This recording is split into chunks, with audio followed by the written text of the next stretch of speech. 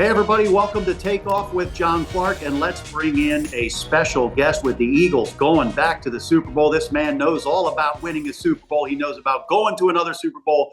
Former first team, All-Pro and Pro Bowler, Fletcher Cox. We appreciate you joining us.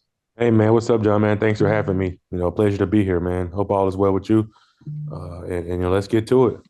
Hey, the city is wild right now. We're going to talk about the Colt Safety Impact Award for safe firearm ownership coming up here. But I got to ask you about the Eagles and their ride to the Super Bowl. We see you at all the games. It's so cool to see you and some of your former Eagles teammates. How emotionally invested are you with this team? Well, you got a lot of guys that you care about. You got a lot of guys that was there when you played. You got guys that's been on both sides, right? You got guys that's won a Super Bowl, you got guys that's lost a Super Bowl, and now you get a chance to go back again. So you kind of know what both sides taste like, right? And that feeling of losing one is not the feeling you want, not the side you want to be on. But the emotion part is, I bleed green.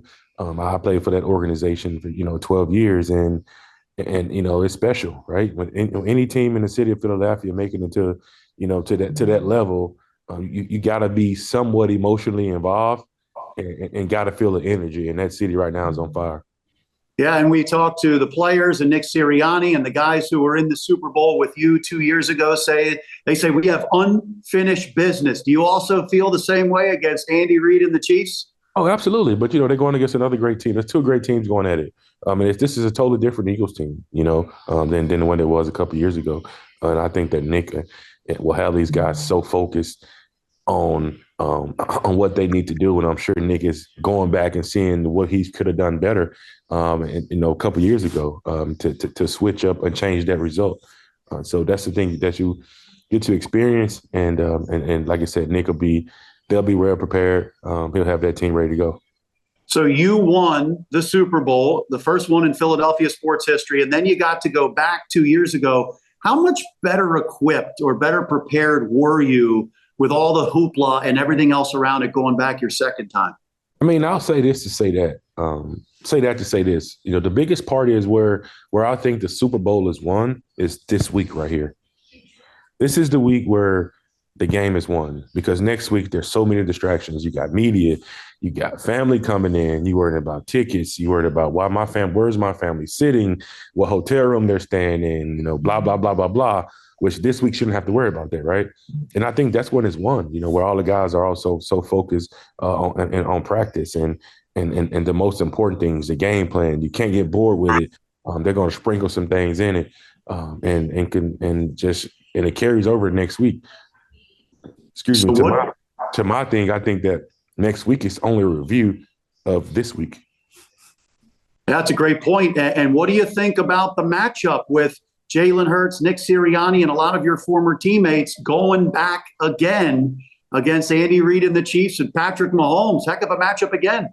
It's going to be two good football teams on the field, two good head coaches, two good, just coaching staffs, like all over staff, no matter equipment staff, the training staff, the strength staff, like a lot of those guys, everybody in that building has had a part of it, and know what part of it that we need to take more serious and to win this thing. But a lot of respect for Big Red and Kansas City, that they're doing it, and it's they're used to it now that the Eagles are used to it now also. So we're hoping for a different outcome. I tell you, it's been a heck of a ride for you going to the Super Bowl 2 years ago. You started off 10-1 last year, and then your Eagles are back in the Super Bowl. Can you take me back to last year, the start you had, and then, of course, losing all those games at the end? How do you think that they turned it around so quickly at the start of this season, or basically after the bye week?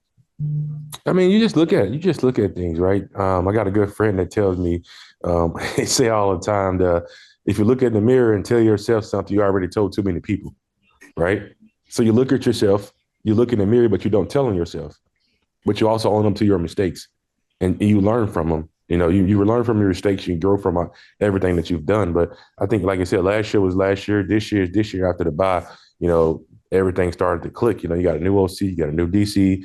Last year with us, we had a new OC, a new DC, then another new DC with so many moving pieces. So I think that they've done a great job. Mr. Lurie Howard has done a great job of bringing guys in. Free agents, it don't matter. Drafting guys, JC playing at a really high level. Nolan Smith, who I told everybody was going to be a really good player in the next few years. But that's just those things. Josh Sweat playing at a high level. So just things like that right there, and helping them, watching the team grow. You can't help to be excited, but to be excited for them. So Fletcher, I know you've got to be proud because you've got your Georgia Bulldogs, the Philly Bulldogs, kind of carrying on your legacy on that defensive line. Each one of them, you mentioned Nolan Smith. You said you saw some things. How has he grown? What did he have to work on, and how did he get to where he is now? Nolan was always one of those guys that's always, it didn't matter what was going on, he always listened. And he would tell me, "Thank you, OG," which he basically called me an old head. Or, you know what I mean? But I think the biggest message to them is I'll text Nolan and I'll text JC and I'll tell them, honestly, I don't care what you just did here on Sunday. Nobody cared what you did on Sunday. It's all about how you're going to continue to grow and let people remember who you are. And you mentioned JC, Jalen Carter. I remember maybe it was Jalen Carter and Jordan Davis. I think they would tell us you were texting them all the time last year, even in the offseason, and you were really being a leader with them. How have you seen Jalen Carter grow? I mean, I love this. I love to see it. Love to see the way that he's attacking the game. Teams are scheming up ways to try to stop him. And like, I was watching the game last week and I seen some things that I don't think a team ever done to me in my career, where they're turning him loose and slicing him and cut blocking him on run plays, which that should be cut blocking the defensive end, just to slow him down. But the biggest part about it is he figured it out quick. He found a way to attack it and get after, which he had a real dominant game, and hopefully he can continue to. Is there a more dominant defensive player in the NFL right now? I know we're going to look at Chris Jones with the Chiefs, but is there anybody more dominant right now than Jalen Carter?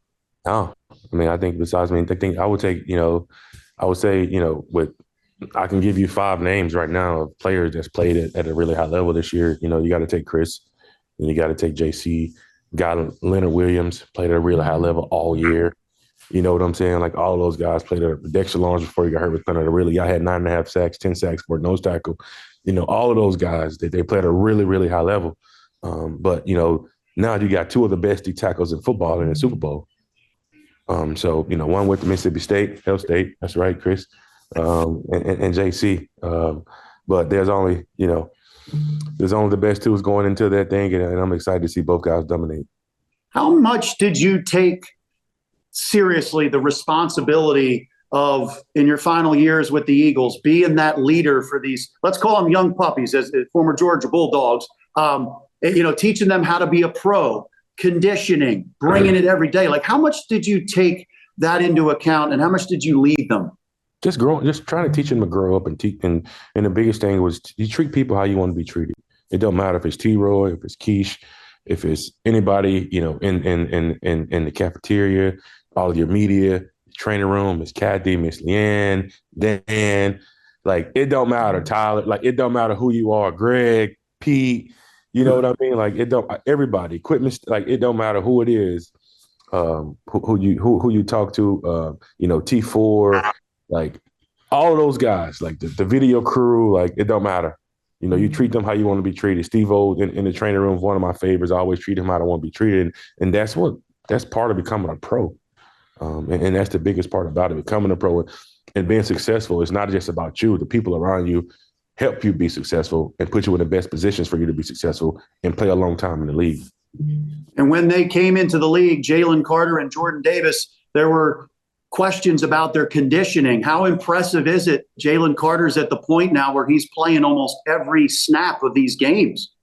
I mean, that's really good. And that's something me and him have to talk about for the longevity of his career. Even though, he's young and can do it right now, at what he's doing right now, I'm not going to lie to you, I probably couldn't have done playing almost 95% of the snaps. But he's doing a really good job at it. And he's young. So, he can do that. He can wake up probably Monday morning feeling great. Sometimes if I did that, I don't feel good until probably Thursday. But my hat's off to him, and that strength staff are doing a really good job of keeping his conditioning up. To know that he's going to be on the field that much, the training staff taking care of his body, and he's also taking care of his body. So, and it's starting to show.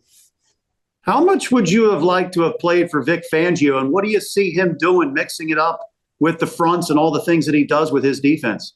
I mean, it's a lot. You know what I'm saying? I talked to Vic a few times, and in 2012, he said he was like, "I wanted you, but you wasn't there." Even though he was traded up to get me, he made jokes this offseason when I went back. And you get ready to come back to play, I'm like, absolutely not. But he said, I mean, I would have loved to coach you. In the time he was their consultant, we had conversations how much respect we had for each other. Again, I got a lot of respect for him. Are you pretty impressed? I think it's the biggest turnaround in NFL history, going from where the defense was last year for the last 6-7 games to being the number one defense in the NFL this year. You got to be impressed. You got to be happy. You got to be excited, knowing that these guys they're all taking it serious and they know what it's going to take to get to the next level. And the job is not done yet. Hopefully in a couple of weeks that we're celebrating on Broad Street, and we know how crazy it's going to be. By the way, how was that, Fletcher Cox? Did you ever go down to Broad Street, after the NFC Championship that you won in 2017 or 2022? I saw Nick Foles went out there. Even again this Sunday. Did you ever go down there and experience? I did not go. Like? I went home.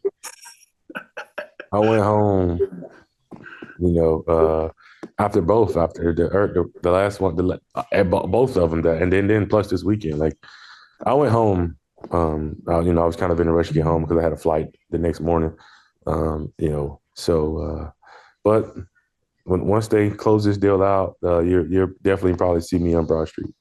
All right, that is a deal. And your buddy Brandon Graham, do you think he is going to be able to play in this Super Bowl one last ride? Man, I'll be happy for him if he do. That'll be really, really big. He just had a major surgery, and I know he's been attacking his rehab and taking care of himself. But hopefully he can make it happen. And be smart about the decision, and be a factor out there. We'll see here in 2 weeks what happens. And by the way, it was really nice and a great moment. You have a lot of former Eagles teammates on this Eagles team going to the Super Bowl, but we saw Zach Ertz leaving the field, losing back at the link with the Commanders, and we saw that nice moment. How conflicted were you with the Eagles advancing and you saw Zach the way he was? I mean, most don't know that me and Zach, we're pretty close. We talk, it ain't got to be every day. If we talk every 2 weeks, it don't matter. But our moments together are our moments together. And, I was walking and I saw him, and, had to yell his name a couple of times, and he figured out who it was. And that was like a super special moment. One of the most memorable moments of my career for a former teammate for another team, Zach Ertz, who was my friend. To share that moment with him, it means so much to me, even though they was on the other side. But it means a lot. It means a lot to me. And it means a lot to him. And like, those are moments you can never get back. Or, and I didn't mean that for that moment to like go viral or anything. I just wanted to show my boy some love. And then we just go from there. And it is so cool to see you back on the field. You got Jason Kelce there. You got Chris Long, Bo Allen, so many guys coming back, and older guys as well. What is it like coming back around the link? Do you miss being out there on the field at all when you see the place vibing before a big game like the NFC title game? I think it's better if I just enjoy them, watching them now. At this point in my career, if y'all guys ain't seen me, I've lost a lot of weight. So, there's nothing I can do out there right now besides probably get pushed around. But you watch it and you enjoy, you live those moments, and in life, I think that it was time for me to move on. I gave the game everything I had. The game gave me everything it had. And I paid my dues. I'll tell you what, you have a great perspective on the work ethic of a lot of your former teammates. A.J. Brown, after they won the NFC title game, said, "I knew all about Jalen Hurts, Devontae Smith when we were on 5 a.m. running hills in the rain." Is there something you could let us know about some of your former teammates that are going back to the Super Bowl, about all that they put into, with their work ethic and everything they put into getting to this point? Absolutely, man. Just, I'm going to touch on Lane. Lane, I know that at the work ethic that Lane puts in, man, Lane again is one of my really close, one of the guys that texted me today, said, we're off tomorrow. Can we go hunting? And I'm like, man, I'm in Mississippi with the family. He was like, all right, cool. I'll find something else to do. Just that their work ethic and the time that they put in. But also those moments that, like, I get a text from Lane and said, hey, we're off tomorrow. Can we do any hunting? And I'm like, that stuff that will forever live on in your life. Moments like that. Teammates that text us, hey, man, what are you doing? Like, let's grab dinner sometime. And those are stuff that you appreciate, the things that you appreciate, sorry. And Fletch, you every day battled that Eagles offensive line, Jeff Stoutland. Does it bring a smile to your face when you see Jeff Stoutland with these different eras of running backs and what Saquon's doing this year behind the biggest and best offensive line in football? I'm going to call him Jeffrey Stoutland because he hates when I call him that, which he's my man. But I got so much respect for him, man. It's good to see what he's doing. It doesn't matter who you plug in there, he makes a way, especially with the guys up front, like a guy that made a total transition, Mekhi Becton from a left tackle to a right guard. Those are things that that's what he's built for. That's why it's called Stoutland University, and everybody want to play for him. You can't do nothing but respect it. Now, I know, Fletch, you're a big hunter, and you're involved with the voting for the Safety Impact Award with the Colt company. And basically it's supporting nonprofits, promoting safe firearm ownership. How important is that to you? What does this mean to you? Yeah, it means a lot, man. I mean, first off, I'm going against a lot of heavy hitters, a lot of voters. You got Clay, you got Joe, and you got Adam Vinatieri, guys like, before my time, but at the same time, I played against Joe. I played against Clay. I may have still in the league. I may was in the league when Adam Vinatieri was still in the league, but between us four, like, we were all avid hunters. We all practiced the gun safety, and for Colt to even launch and even think about that Safety Impact Award, man, which is huge because they reached out to four guys that deal with firearms, four guys that's outdoors, every single day. Not every single day. I mean, myself, I'm obviously around it, but with me being on my ranch and such things, I'm around firearms. But it's a really big thing. And plus, like, on top of that, Colt is donating $1 to the winning nonprofit organization for every vote. I mean, that is huge for him to step up to the game and just let everybody know that without gun safety, or with gun safety, that there could be so many more lives saved. And I'm a proud advocate to be a part of that. So I would say get out and vote for Fletcher Cox here for the Colt Safety Award that's coming up here, right? Vote for Fletch. Oh, you got to vote Fletch. We need every Eagles fan. We need everybody. Family, friends, everybody get out there and vote for me. And like I said, go to safetyimpactaward.com and vote for your favorite Fletcher Cox. Go Birds. You got it. And you think they're going to get it done? Second Super Bowl in Philly history? I think they're going to get it done, man. I'm telling you, I think they're going to get it done.